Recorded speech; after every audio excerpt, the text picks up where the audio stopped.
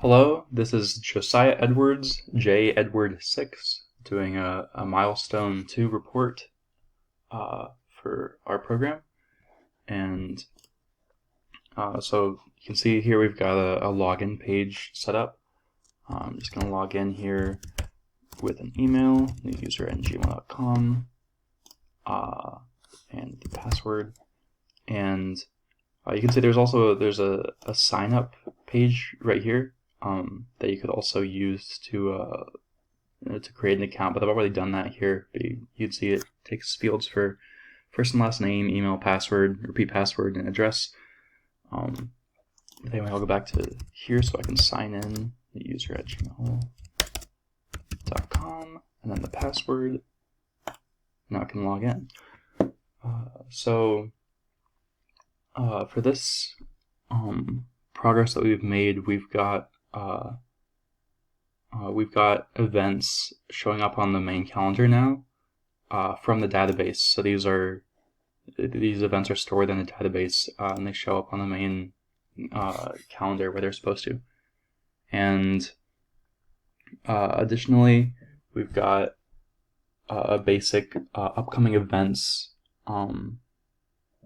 We've got that worked out so that these filters here actually filter the events which are from the database. So if you hit others, then it takes away some. You can hit clubs, you can hit sports, you can hit health, and it uses the various filters on the various events which are currently just bell tower tour events.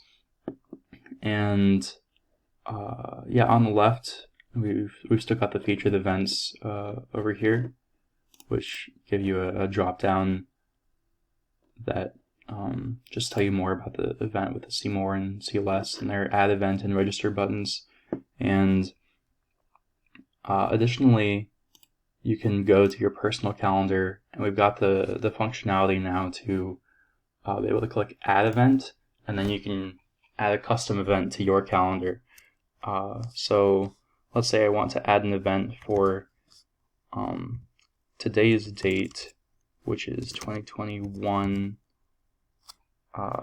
and November and 1st. And the title of the event can be Screencast, because that's what I'm doing right now. And for the type of event, it's a school event.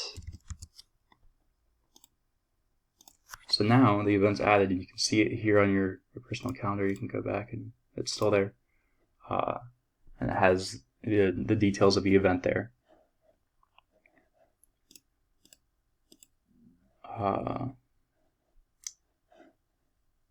So yeah, that's it for this branch. There's another branch which I'll detail in a second.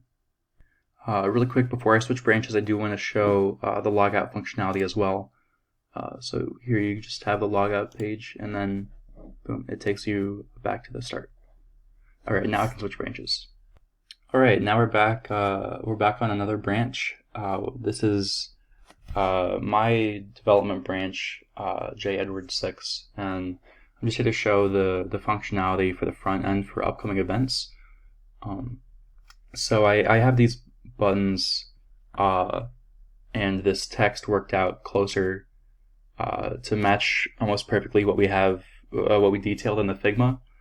And so each of them, when you click on them, the rest of the buttons gray out.